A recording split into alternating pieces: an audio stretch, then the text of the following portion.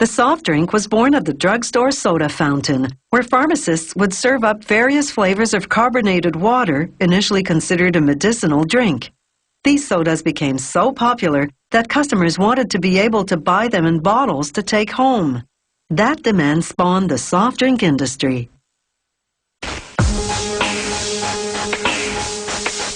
In 2003, almost 195 billion liters of soft drinks were sold around the world. That's 30 liters for every person on Earth. These 2-liter plastic bottles have just arrived from the bottle factory. Even though they're brand new bottles, the soft drink plant still has to clean them before filling them. This rinsing machine turns the bottles upside down, then flushes them with water the plant filters on site.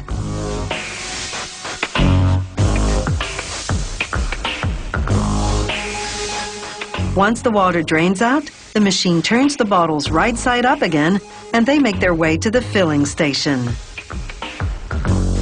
Meanwhile, in the mixing room, technicians prepare whatever soft drink they'll be bottling in this production run.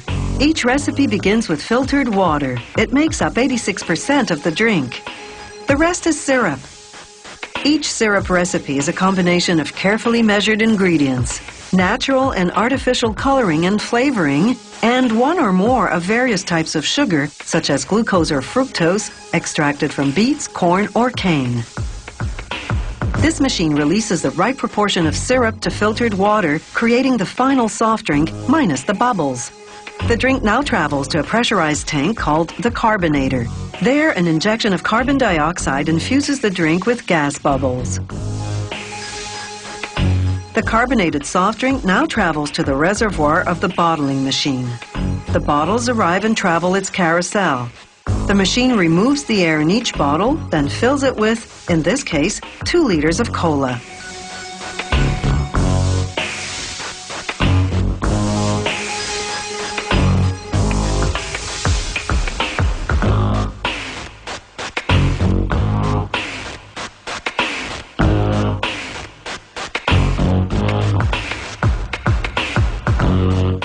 Now onto the capping machine.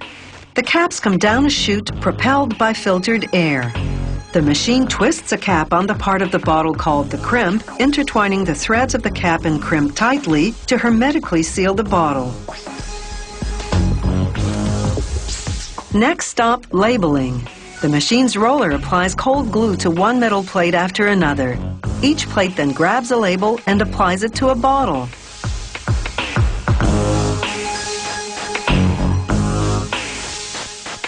Brushes smooth edges down, ensuring the labels adhere well. Elsewhere in the plant, a machine called the uncaser unloads cases of refillable glass bottles that have come back to the factory. The cases continue toward a case washing machine. The dirty bottles head toward the bottle washing machine, where devices called cells line them up in rows of 16. Each bottle tilts and enters the washer neck first. Inside, a combination of powerful water jets and soap remove dirt and germs. Then water jets rinse off all traces of soap. As they exit, they pass in front of a neon inspection light. Workers pull any problem bottles off the line. Now the bottles head to the same bottling machine as before. Only now it's been adjusted to fill each bottle with 300 milliliters of drink, in this case, orange soda.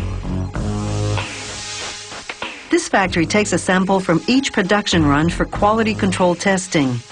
The lab technicians check such things as the dilution ratio of syrup to water, the carbonization level, and the airtight seal. They also analyze the purity of the drink and container by running the sample through a paper filter.